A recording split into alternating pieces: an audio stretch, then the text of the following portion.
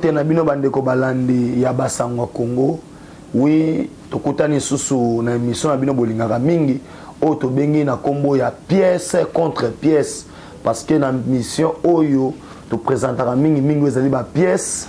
oyo zola ki sa solo ete makambo to zolo bela eza pena ya solo et na ki kopesa mbote na bandeko tu bazolanda biso partout dans le monde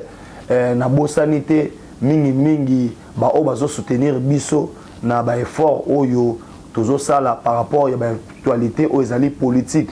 ezabongo ngai mosai na bino Benjamin mwana suka actualité. Oui, actualité et aussi la tête mukolo Yesu akozonga parce que Bible ti botanga kangwana ezaka actualité. Soko ndimelaka Coran ndongo tanga kangwana ezaka actualité. Yango nde tokopesela mukolo ya lelo. Sa pitarde tokota ba vifa sujet na biso ya liboso pièce ya liboso tozomona awa o tozoloba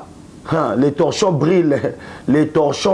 na ndenge mo ya kosakanate car les torchons brillent na minute oyoyo les torchons brillent na ndenge mo ya sakanate les torchons brillent na likamunini o tolobi bien entre FCC cash les torchons brillent toyeba est-ce que réellement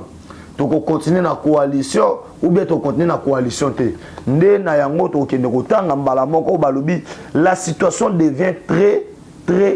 compliqué. Dans la coalition au pouvoir, pas de négociation. Le chef de l'État, Félix Antoine Tshisekedi Tshilombo, bakisela Fachi Sa Majesté, nebo sepelato benga mingi, Fachi Sa Majesté, semble déterminé à mettre fin à la coalition. Mais l'FCC de Joseph Kabila ne cesse de multiplier les menaces en cas de rupture de la coalition. Awa sikoto fan de la CG oyo toluka to limbola yango to comprendre boni makambo za ko kende parce que na sengi bino non TV zali radio te bakosela ka mukolo likambote parce que o mata o kita mukolo ngo yokoma nango kaka yango tozo kende mbala moto limbola tu es sabino ke awa faible affaibli par auto bengi batuna ye moko affaibli par les ordonnances au Félix Antoine Tshisekedi Tshilombo apesaki awa nazo sabino Kabila en débandade parce que le camp Kabila na mito to soloba et yindeli bango ndenge ni bazo zela Benjamin mwana suka actualité yebisa biso soko que non masolo et yindi na ndenge ni pourquoi a to soloba awe sengelo yeba boy les ordonnances au banomaki na niveau ya auto bengi magistrature suprême na niveau to bengi ya justice congolaise na yebisi bino que non e boti bambuma na yango e boti makambo papa na yebisa bino que non coalition est comme na passe pourquoi car vous se rappelez na ezali conseil des ministres 38e conseil des ministres chef de l'état lobaki boy to mika la face à face to loba ce qui réellement si ça ne va pas to travailler na to bengi majorité mususu awa ce qu'on a yebisa yo que non na niveau déjà ya justice composition ndenge ezali déjà wana to loba déjà deo Kaboul auto bengi oazalaki bongo avocat ya république na niveau ya procès ya Kamere aza déjà prétendant auto bengi candidat oya kobima président ya cour constitutionnelle siko bande kona ngai pourquoi lelo Fachi azuma peka avimbi ici par rapport ya makambo etali coalition parce que na saki bino que non bakosela moko likambute pour makambo ndeto moke nango déjà retire ya coalition ezomonana au mona ki Félix Antoine Tshisekedi Tshilombo na Brazzaville apesi bongo basango alobi que non à ce concerne coalition FCC cash ezaki toko to solo la bien mais sans Peter Cuyer au mona ki Nemi Moulani aleli alobi que non banda to kenda ki to so na bango baso monana te pourquoi pour te dire que non 520 gigas Jama Kabunda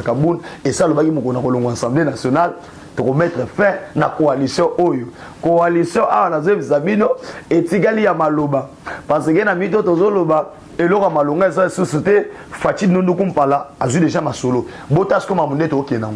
na niveau ya justice faut boye beloko oyo na niveau ya justice mutazo serait intérim ya présent ko consonner tilelo ezali auto bengi na kombo oyo azali procureur général près de la haute cour constitutionnelle o te prêter serment à la mingité et ti poana ndenga zaboy azana colère ko sakanate parce que face à la boulot ndenge sengini et awa to ke na bino pourquoi faire la coalition parce que la coalition au pouvoir ils ont son ambition et l'autre côté et nous voyons déjà que tous sont la coalition parce que soi-disant coalition ezaki INC na IDPS tomoni INC allié Kabila. Kabila kotoyo moyen ça solo ka malonga ezate akimi déjà ana zo semno Kabila zana mwanda boye bato développer on a émission auto bana mwanda akiko sala nini. Mais parlons d'abord na pièce à liboso to lobeli les tronçons se brillent na kati ya coalition FCC cash parce que na mitsu oyo bazo mona moyen ba fanda awa ezate moyen ba demeurer na biso ezate parce que ba okokate pour makambo essayer yindi to kotika na kati a to lobi boy les faits affaiblis par la réussite des ordonnances de Félix Antoine Tshisekedi Tshilombo, mais surtout de la démission du ministre de la Justice, Tunda Kasende, et du président de la Cour constitutionnelle, Benoît Luamba. Joseph Kabila ne se voit en insécurité totale face à la plainte à la Cour constitutionnelle, à la Cour pénale internationale. L'homme de Kingakat ne cesse de solliciter une traité à l'amiable avec Félix Antoine Tshisekedi Tshilombo. Ah, nazo ebisayo, makambweza ruinda. Pona nini Kabila komi kosenga o basengi bakutana. Pour votre information, Nemi Mwiladja, Olive Lembe Kabila et pas Maman Marthe. Bandeko na ngai eza kobeba awa na kini eza kobeba politique ko lengi biloko wanda ko luka yango Benjamin mwana suka actualité na basangwa Congo émission ka mo bolinga pièce contre pièce parce que tant vous opesa ba information il faut avoir pièce nango quoi ça veut dire pièce contre pièce 100 pièces to considérer ngote hein betaka mingi masolo ba information misaka biso ba pièce ça veut dire so ba 5 ngongo non tindi biso pièce to tindi pe pièce a ola ndanga mokili moza pour ça pièce par pièce to tindi longa en désordre quoi a na ça bino que non pièce c'est quoi Olive Lembe Nemi Moulania et pas Maman Marthe pour dire que non makambo yo ndeko bandi eza mystique Maman Marthe alobi boye ye mobali na ye esakufa Félix Tshisekedi Tshilombo aza mobali na ye te aza mwana na ye maza président de la République so bolingo okutana bino bokutana kaka ndenge boye mesana kokutana nga naza na temps ya kointervenir ata na likambo moko te mama na nga coalition bébé awe yindi imene ozoka no imene yindi na kit ana zoyesa bino ke coalition yindi sikoyo botuna ngai Nemi Moulania Maman Olive Desi. Pourquoi Maman Olive a kuna Maman Olive a yebi bien ke awa tozo kenina bazo saisir ba compte na ye nyon surtout boyebi bien ke système ya Kabila zakini kozwa ba entreprise oza ya l'état ko komisa ngo bien privé na bango exemple baboma oyo babengi orgama po basala oyo to bengi égal ya Maman Olive exemple babomi Mino Congo babomi oyo ezali Père Victoire po basala Mino Congo babomi oyo ezali libongo oyo yebani na matadi ya l'état basali oyo ya bango kota port à Ledia ana zo esa bino no makambo eza ko yinda bina ko nguvu to esa ke bino no mingi pièce contre pièce ça veut dire so pesa information pièce ezate talaka kolo pièce contre pièce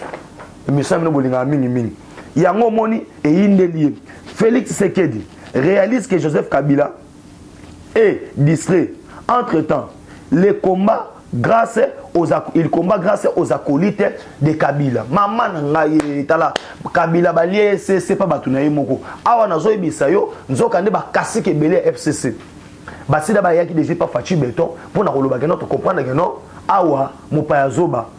mopaya zoba to bona biso ndeke mingi to linga basoso quoi parce que ndeke oya lia akena ye. Et balie la ke de na CC. Et pour information na bino nazo sabino la plainte o est déposée maki na CPI contre M. Kabila CPI a sa correspondance na ye atindi yango bongo na tribunal de paix oyo ya matete 4e rikote ki sous la zalaki kuna ba umisaka mutu te awa na zoyebisa yo eyindi parce que to lobaki ke non pièce contre pièce to beti masolo wana pièce oyo omona ba détails za mo ebele talaka TV zalingonga na kati ya pièce oto okuta makambo ya makambo za mo ebele otoko beta mais na mukuse to ko esabino ke non coalition ndenge za bo chitoko coalition za kitoko mais ana zo ebisa yo ba mususu azo lela bazo mona ke non coalition ndenge za bo ese ko finango papa na ngai na bike na réalisation kuna ba bendela biso déjà pièce oyo pièce auto moni général Ami Sikumba ditango fort na John Numbi binakuwa nguvu mama na ngai binakuwa nguvu bo s'abonner massivement na chaîne Oyo basango ya Congo mingi mibota la Benjamin mona suka actualité ba koto quoi mingi moi visibilité mingi ba koto otalela ngai et ça moi malamu na magazine na mibolinga mingi pièce contre pièce na basango ya Congo bo s'abonner massivement wana pesi bino to boza mbote olingo kota ba déteste musuna ngai OK na Facebook ko mibongo Benjamin mona suka soit aux numéros Oyo plus 243 9 70 40 89 57 plus 243 9 70 40 89 57 et à Tomoni John Numbi contre Tango Fort haute diplomatie maman la ngai mwana mbalo chilombo okosala Benjamin ni pona zo yebate na bengo sa majesté mabe fachi na lembula libandi to na sa nini na ke na mukongo bendenge nini mukongo bata mama Denise fachi na sa nini pona yo chilombo tala ayebi politique ayebi diplomatie parce que il faut comprendre sans sa makambo bazui bakamati ilunga ilukamba muto za civil batinde mission suicide abenda John Numbi ya na ye nzoka ndeza na ngaba bilo mwa mike yo ndi masosko ne betamaki o comprendre comment John Numbi akangaki masoyo kileka kindemi général Tango Fort est arrivé avec une unité spéciale basée dans la montagne de l'Est qui ont encerclé la ferme de Messier John Numbi. Au même moment, l'auditorat militaire est venu avec 3 jeeps avec une convention qui à travers le premier ceinture 100 dans la résidence de John Numbi IDPS viva atolo banabino mokili mobimba bogangi viva na ndinga mo sakana te na bige na banda ko sibola ndanga ne na tomboli tombola loboko ganga base na bige no bogangi de base na pale la bino wana po yaya na opanda sko teke boko pone masonde beta maki tango bazotinda o babengi lunga lukamba pona makambo John Numbi nzoka nde facha à peu près déjà une témoin spécial tango yokaki John Numbi abengi si ba notable katangi basani baki okutana na ferme na ye ba notable mona ki bakendaki wana bakendaki déjà na ba caméra ko lokota la ferme yango bakotela ka wapi basala ka wapi boy on avait déjà tout un plan et na simanango bazui unité ozaki basé bongo na est et utaki est et plus précisément na île oyo ya Chikolo boy ba utaki kuna baye ba encercler ozali résidence ya John Numbi tu sais que bino ozali déjà depuis mercredi jeudi na pourquoi et mukolo ya vendredi général Amisi dit Tango Fort akitaki et tango akiti ko koma zo koma na porte bo ba fungola bo papa John Numbi yo kama kelele ya fungola bo ye na Tango Fort abisege non papa neto lo baboye na minute oyoyo fache sa boy masolonyo surtout ya to kende o na se ya kana to kende et ato esabino Tango Fort abimai de John Numbi azabiele bien na Kinshasa et bomona de mukolo ya lobby remise et reprise de Salamaki entre poste au John Numbi bande ko occupé na général Kumba Tango Fort wana kutu ya kosambe ezalité masolo de ande to lobino lelo imene mambose vide mais ezo kamusanga na pièce ka oyo mama na ngai mauvaise nouvelle pour le général John Numbi recherché par la justice américaine awana zo ebisayo kokoma John Numbi aikomi États-Unis d'Amérique nanzela ya oto bengi Mike Amer nzita mundibu aba Congo alia mingi mutsangu na pipi la kubweta abetsko masolante ke babu les États-Unis d'Amérique viennent de saisir officiellement le président de la République Félix Antoine Tshisekedi Tshilombo par l'entremise de son ambassadeur Mike Amer reçu par le président de la République à la cité de Loya, demandant l'ouverture d'un procès contre le général John Numbi sur les dossiers dont nous disons bien le mercenaire, 600 mercenaires dont 2 gardes du corps de Moïse Katumbi étaient sérieusement torturés par le général John Numbi. Boyebi le solo wana que John Numbi a kanga boyebi bien que non Lewis garde de corps américain talaka ba américain balinga te ke aussi mande kona bango ba fungola dossier kaka ba américain na bango moko balobi non dossier ya Zelina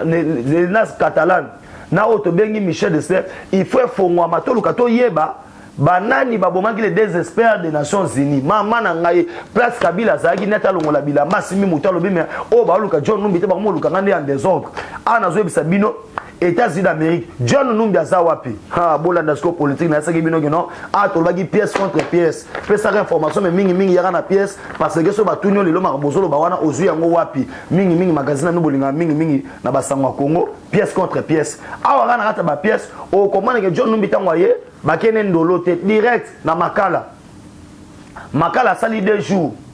et a to lo ba awa asana ambassade des États-Unis d'Amérique na ambassade des États-Unis d'Amérique osani akyo kutana bongo na les 19 généraux o bakangaki boyebi bien que après ba nommer ba généraux facha procéder ki na mamboto lobi ya koluka koyeba nani aza congolais te et o ba récupérer ki ba ki kuna parce que brokende longo singama tembele ce pays ils ont appartenu na biso biso ba congolien totila ya biso mingi ba congolais tous sous esclave te tika to le panzanio surtout les États-Unis d'Amérique et bakisi wana kaka John Numbi nzambe nanga John Numbi babakisi dossier musuwa Floribert Chebeya ka John Numbi maman nanga za makambo osanga les ISA confirment avoir tous les preuves audio visuelles ainsi le matériel qui prouve réellement que tous ces meurtres ont été organisés par le général John Numbi, a déclaré l'ambassadeur des États-Unis en République démocratique du Congo, Maïkamer Nzita lobi que non, o eliaki bango bikoki. Ya on a joué Sabino ke bana poto, bato wana kolela John Numbi alobi boy, maya moto sokola, maya moto tumbakela mbate. Na sangi bino la fois passée, que non, ba ba mulaya mutu na photo passeport asko bozomona ke non Chilombo azamo bimba. Fachina ebite na sala nini na magazino na sala nini fachina bana na kolembula libandi bena simba mukongo bata mama Denise mwana ko mwana ezate to le kasiko na basolo mususu o kopana tekende sko ndezo panzana yana saki bino ke kola nsama nde to kende awa yeba ke ba généraux nyonso to ba pesi sali na Fachi Beto balobi Chilombo wetu awo yao yango wana mbote no yango wana ça veut dire ma muso oloba ezalité ba généraux nous surtout basé d'abord remise et reprise et à ce que sur na opération to comprendre makamu ndenge zo kende na isaki bino pièce contre pièce a okoyeba ke non comment Félix Antoine Tshisekedi Chilombo a déjoué plat ya Kabila na Tanganyika. Quel était plat ya Kabila kuna na oto bengi Tanganyika kuna na oto bengi Katanga o Katanga na oto bengi Lualaba. Les 3 provinces wana quel était le plat ya Kabila awasko fachi tika bisa ndundu kumpala sa majesté le roi Beton makambo abeti tika to kotana na profondeur ya pièce oyo pour de comprendre ma ndenge zokini. D'abord il faut yebabou que na niveau ya frontière na biso na Zambie basala ki tunnel moko za souterrain oyo ba minerai bandeko bima la RDC perdait 660 millions de dollars par jour. Batumsu balinga bela mabo en place bazali zwa calculatrice betango sko fois une année fois 2 ans fois 10 ans oyo ba auto perdre na Congo. To mona ki force auto bengi ya ba Zambien ba se déployer ki na auto bengi Zambie. Or ezalaki na plan moko bien détaillé.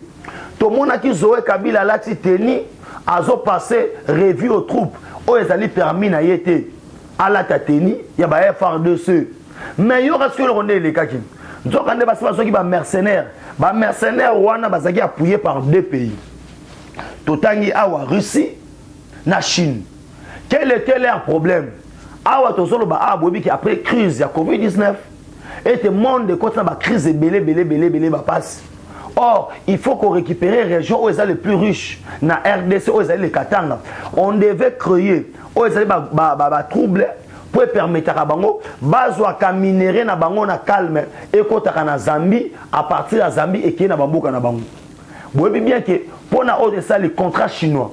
Au fati fallait à renouveler Chilombo aboya ki yango anyukuti munonne na selo kwa 60 kontra munoko. Abina osai la contrat wanate contrat chinois pour na abu pia. Nde siko to kenaki siko na makambo oyo balobi a créer ba groupe mobo. Or pays oyo e banda ko servir bango de refuge ezali bongo Zambie. Félix Antoine Tshisekedi Tshilombo akendaki bongo na Brazzaville pour na Sassou Nguesso. Ceux qui va continuer na ko hésiter tambala moko te pour na ko panza bango. Ba alerte se multiplier semaine par semaine. Ba troupes étrangers ezaki na mboka na biso. Et toyebi sûr que a tozolo ba awa c'est l'FCC ne mutabanda ko sama mbwana nyo surtout. No moni délégation ya ba émission to ko sabino la fois passée 5000 militaires misuba ke kuna ba se déployer na niveau ya frontière na biso. Tokuti kuna que il y avait des mercenaires ougandais, burundais, ozoé akosi batu ke non, baza ba soda ba uti na kamina base. Or na kamina ceux qui ba former ba soda et sengeli ba na commandement militaire o ezali dirigé par Yemoko le Célestin Mbala, chef d'état-major général. Mais ça il va manœuvre na bango a. Maintenant là où la diplomatie maintenant gagne à Fachi Béton. Zambie a lobby officiellement que a kokakosa la force na biso te arrêter ba troupe na ye. Et puis ta tolo ba tous les mercenaires au bazaki na niveau ya Tanganyika ba kei. Pona nini? Région to bengi ya Tanganyika. Na sena ngombo mbazana or. Tango na niveau international, auto bengi ba américain, ba luka ki ba sani ba évaluer, or o ezana sama belé, eza une affaire ya 950 milliards de dollars. Au RDC Rochango boy sur le plan international, pour sani ateka yango. Mais Kabila boko se rappeler en 2016 à élargir piste auto bengi d'atterrissage, il y a aéroport, il y a Lualaba. Côté côté na ya Tanganyika pardon, côté Zoé Azali président Azali gouverneur a élargir yango. Atongi ferme ya munene lokola auto bengi ya Kingakati, muso ezakuna na est, ezakuna na Katanga. Ezaki poani, il savait bien que na kobana ko se réfugier kuna ceux qui troublent ça, ceux qui a sali boyeboy na sali trouble. C'est pourquoi Kabila alaki batu na Union africaine, je vous dis pas au revoir, mais je vous dis à bientôt. Parce que plan na ezagini, ko mettre o ezali Katanga na ba trouble, ko mettre ezali Katanga na ba désordre, mais ana zo na pièce oyoyo, Fachi a gagné, Makambo Kabila a ko salate, Zambie andimi ko bima officiellement, yorasko paragraphe. Mais les chefs de l'État les a surpris face aux problèmes posés par la présence militaire zambienne au Katanga. Il a préféré la solution diplomatique. Loin d'être une solution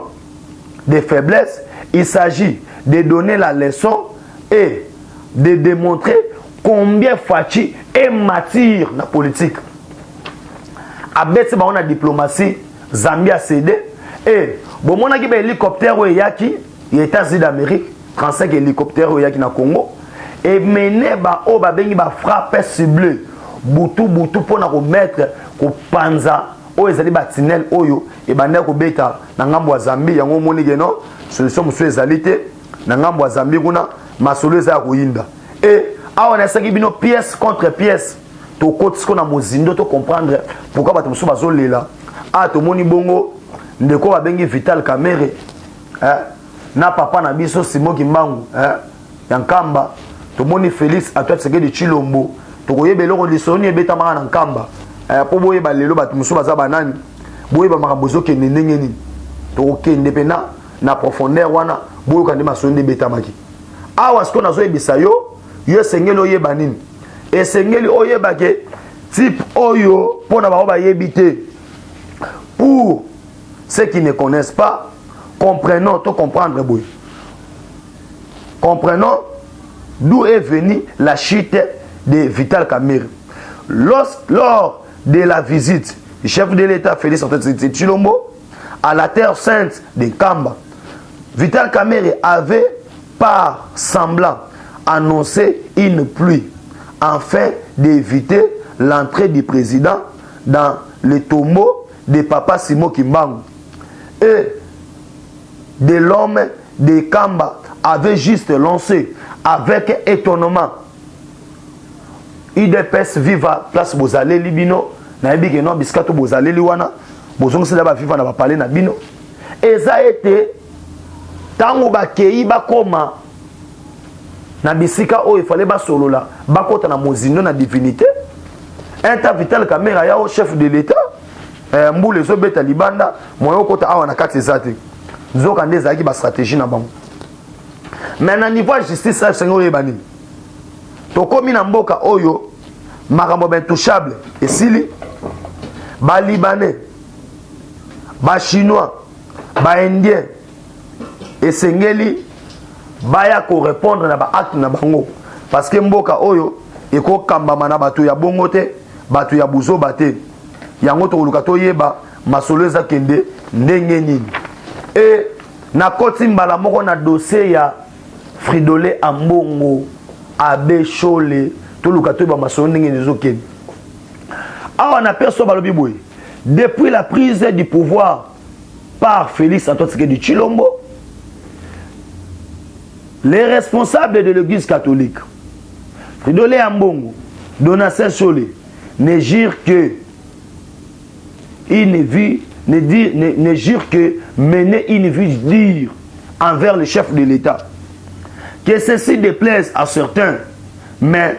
c'est sérieux. Des questions doivent être posées. Pourquoi, à la veille du procès, M. l'abbé Chole a fait une visite de 2 heures au prisonnier Vital Kamerhe? Pourquoi la Senko a disposé de ses avocats pour plaider contre Kamerhe? Pourquoi ceux qui avaient marché pour les dossiers 15 millions de dollars et aujourd'hui pour 57 millions, ils ne marchent pas? 4e question, pourquoi ils ne veulent même pas encourager la justice lors du procès Kamerhe? Pourquoi Edi Kapen, qui a passé plus de 15 ans dans la prison, n'a pas eu la visite de la Senko? Et Diomindo Ngala, Franck Diongo, Mouyambo Jean-Claude, Mbouta Mwanantsemi, et ne méritaient pas cet acte. Est-ce que, pourquoi ceux qui sont connus comme partenaires qui soutenaient la Mouka vont se soucier d'un leader du cash? Donc, est-ce que tu répondre, tu commences à ma solo, pour comprendre est-ce que la question que tu se poser, tu na pièce oyo. Nous voyons ici Vital Kamerhe Wakaningizi na Nemi Moulaja oyo bangomi bale babetaki masolo teke en désordre. Nemi Moulania akendaki prison centrale oyo tobengi ya Makala. Mais avant ya kende tomoni présence ya Abbé Donatien Chole. Je n'ai pas un problème particulier na Abbé Donatien Chole na visite na ye na prison. Oui, à quoi visiter, ce n'est que normal. Moutou soit en a passé, ce que vous visitez, et ça problème. Mais pourquoi visite na ye, il faut intervenir 48 heures et 24 heures avant procès ya Kamerhe et Banda tokolukato yeba yango. Et nasima ya oto bengi Chole koya tomoni mbala moko oto bengi Nemi Mwilanya ye. Nasima Nemi Mwilanya nde tomoni Norbert Basengezi tokolukato panzanteke poto bana ko chiter na émission mokola lelo oto yebise bino bo mesana nango déjà pièce contre pièce où ils allaient présenter Yemoko na Yemoko Benjamin Mwana Suka actualité on a essayé bino ki a to présenter ba pièce mais ba détail nango au côté na Facebook au commis Benjamin Mwana Suka actualité soit au looking na numéro au plus 243 9 70 40 89 57 plus 243 9 70 40 89 57. Tout le cas que tu répondre. D'abord, mais c'est l'abbé Chole. Il faut y avoir catholique et bandi problème na Fachikon. Problème il y a catholique. Toi mais c'est l'abbé Chole. Na Fridolin Ambongo eza banda kala. Ambongo oyo bozoyoka alingaka chef de l'état te. Pourquoi nazo se défendre? Président de la République, Abimi chef de l'État, Kambon alobi ke yé mutaleka kité. Boye bibino moko. Metango facha sengi ambongo ya kato solo la to kutana na yo. ambongo a répondre chef de l'État qui invitation ezali convocation te. On a accepté. Maintenant komi bakulisa ye ki cardinal na Rome kuna basenge balobi esengeli chef de l'État azala. Facha répondre na appel ya ambongo ake ko assister. Ambongo a commis na stade de martyr. Asengi na Félix Antoine Tshisekedi Tshilombo. Asala e faveur ya ko se présenter na messe. Facha zaki na poto akata tourner tongo akomi kuna. Akamati jeep apesi ambongo. Balinga mutu ndenge ni. Kaka le même Fridolé ambongo. Akei oh non bapesi nga jeep. Mais koto pe balaka nga jeep. Asali déjà auto bengi haute trahison, asali appel na balie na ye ya FCC. O bapesa ki jeep. Fridolé ambongo. Kaka Fridolé ambongo wana Fachi a responsabilisé ye. Et l'autre to bengi équipe ya solidarité contre bateau bazana passé ya COVID-19. Mais ambongo aboya ki offre wana. Aboya ki yango, aboya ko gérer yango. Maintenant kena makambo ya Donacé Chole.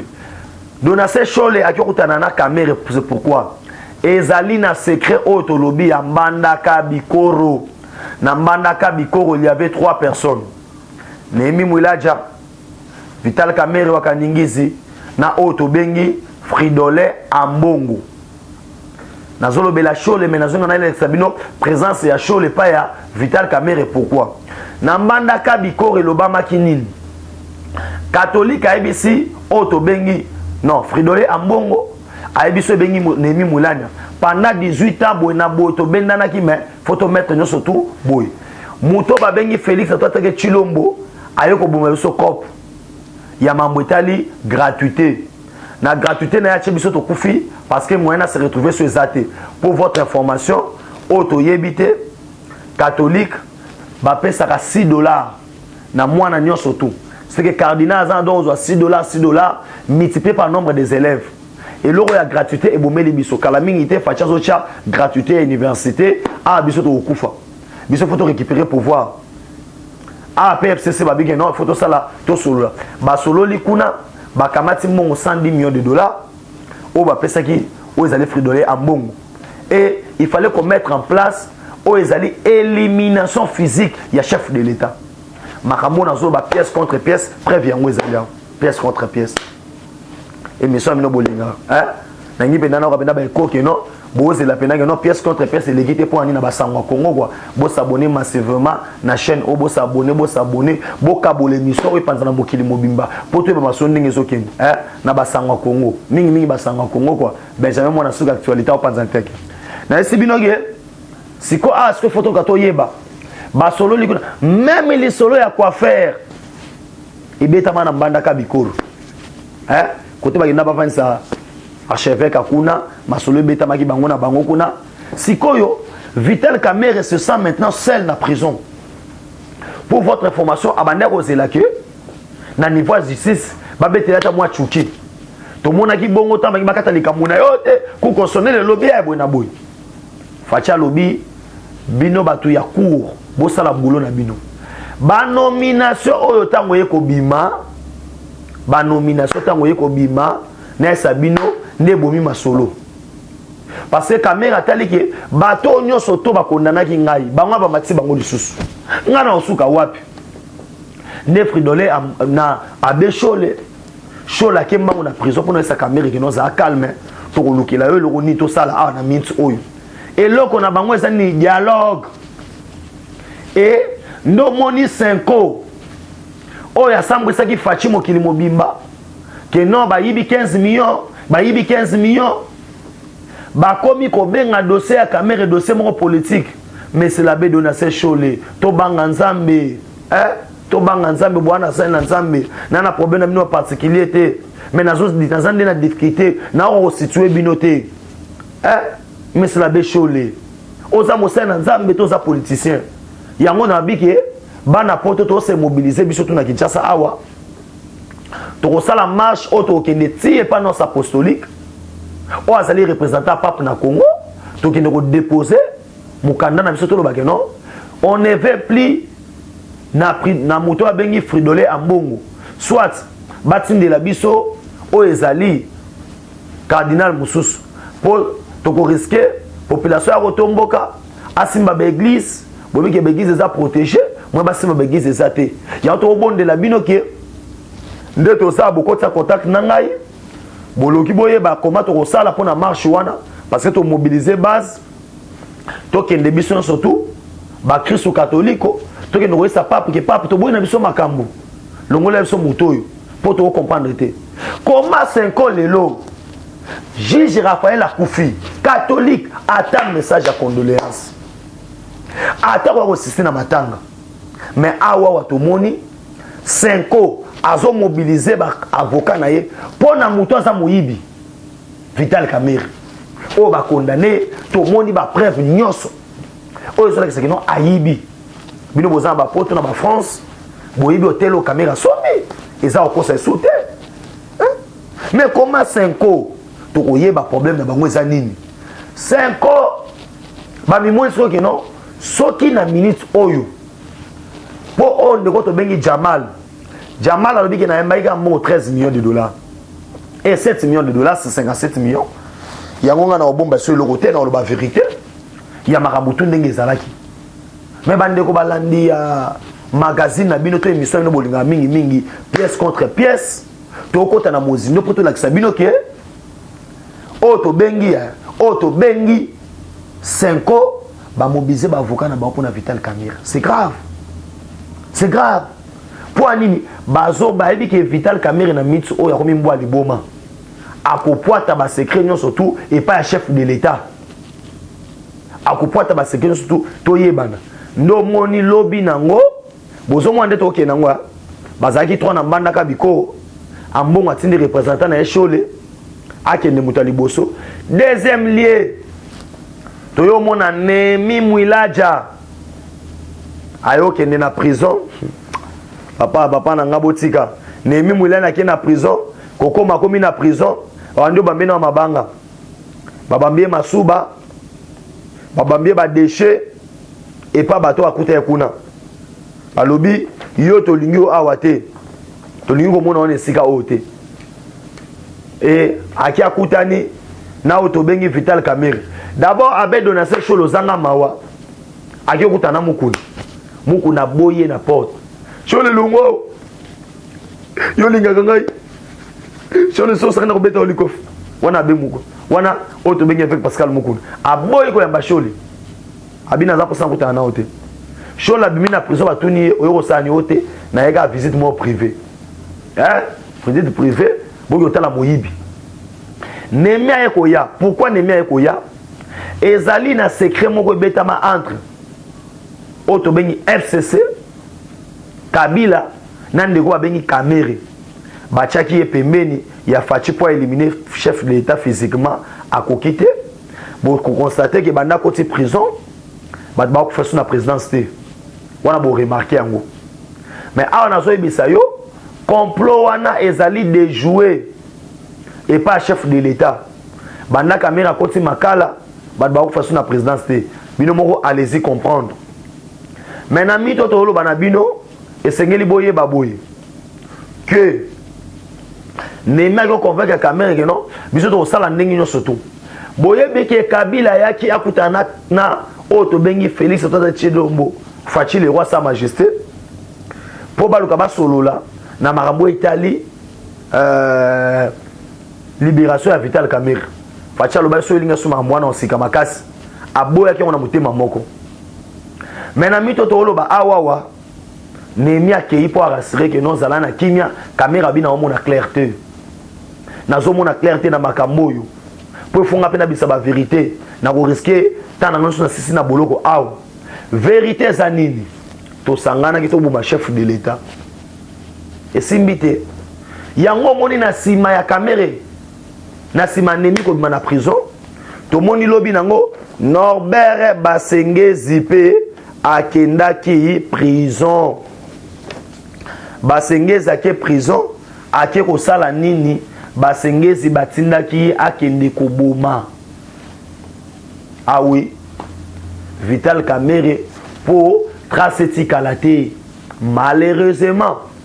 on est très vigilant na batutu oyoyo bazoya kotala Vital Kamerhe na prison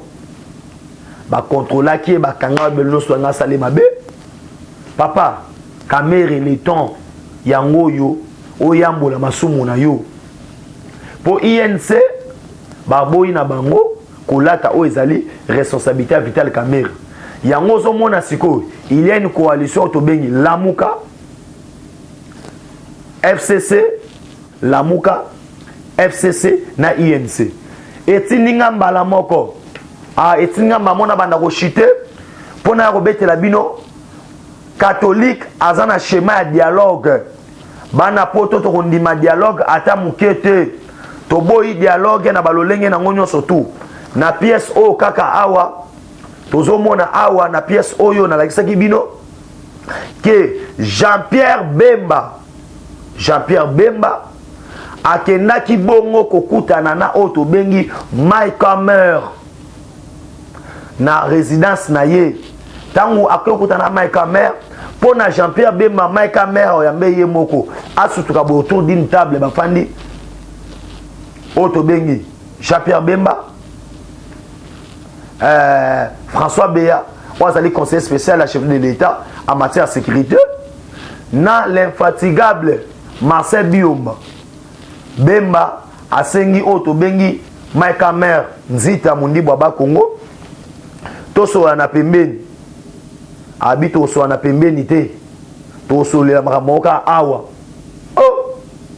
nini Bemba ndiko expliquer asisi ko lobaka aboye bilomba tomboli musapi alobi me Bemba zobosa na mbangu na 2005 hein ozobosa na keno na 2003 oboyaka papa Tshisekedi bokinosa accord cadre yo na Kabila na 2005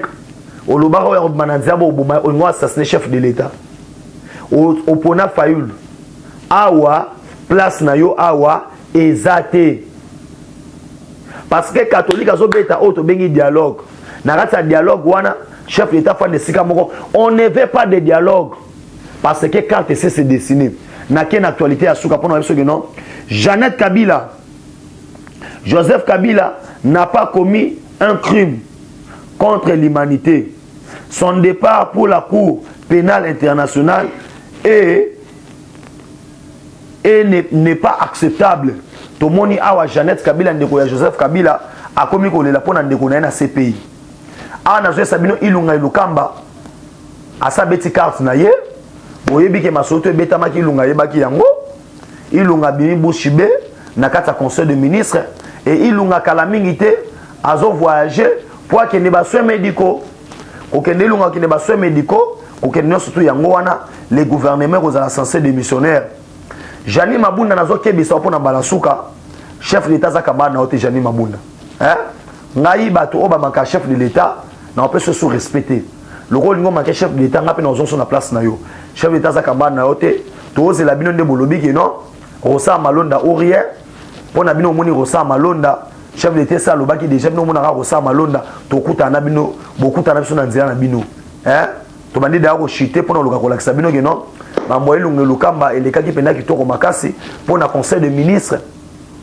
ilunga zaki incapable ya lobalika mwata moko nasuka nango Gilbert Kakonde atunaki ye papa era koloba ba vérité surtout yango porte-parole ya ilunga lukamba wa maka chef de l'état atoloba za na aner pona information na bino ndeko to bengi na kombo ya Evariste Bochab pona bilobela na yebeko na beko ba récupérer nanu Bochab yaka nanu et porte-parole tant bazui ya lobinga na bomba na ngai te ba yibaki nanu caché ya ilunga lukamba ba beta na communiquer wana ilunga zaki te baba zupa ba yibi yango batindi tipo wana atanga yango tipa na tanga batinda ke nemi mulaja oto bengi mova sakanya oto bengi na kombo ya Koko Nyangi pour votre information Koko Nyangi pe beko na beko ba récupérer nan to yeba kino banda ku ya l'état 250 maisons ki ndaki wapi nango na sibino ke non bolinga mingi émission oyo oyo za présenté par actualité Benjamin Mwanasuka ba c'est la mingi actualité parce que otolo ba actualité aussi la tête mukolo so kozonga na PCP na merci mingi na bato balandaki ngai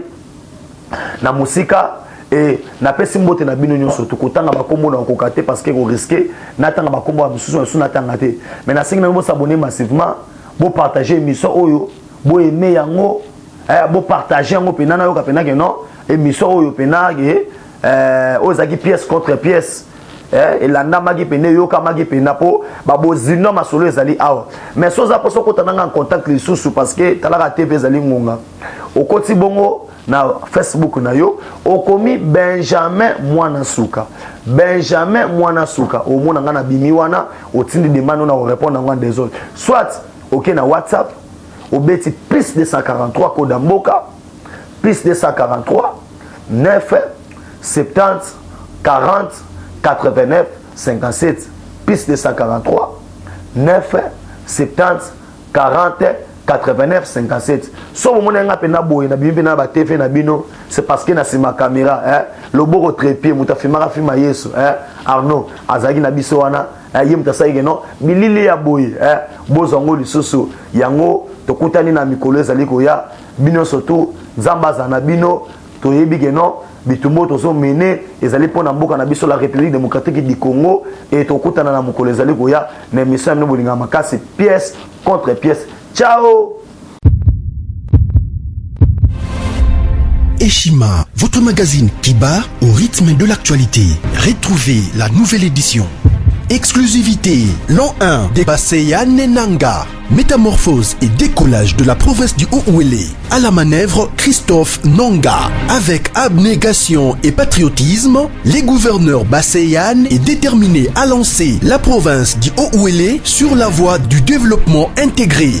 Interview, prise en charge des malades, la maîtrise de la propagation du coronavirus. Docteur Eteni répond à toutes les questions. Économie, la baisse des prix, les combats permanents d'Acacia, Bandou Bola. Dossier Eshima, mécanisme national des suivis historiques et réalisations. Focus, Sele Yalagouli propose des nouveaux paradigmes de développement indispensables à la relance de l'économie. Nation, championne du social, Agnès Mouad Nawej et la CNSS offrent $1 million dans la lutte contre la pandémie Covid-19. Moussa Mondo sensibilise et prend en charge des personnes vulnérables. Parité, Olive Lembe Kabila, modèle de générosité et d'entrepreneuriat féminin. Afrique, un déconfinement aux multiples facettes. Retrouvez l'intégralité du magazine Eshima dans les kiosques. Eshima Magazine, un nouveau standard d'information.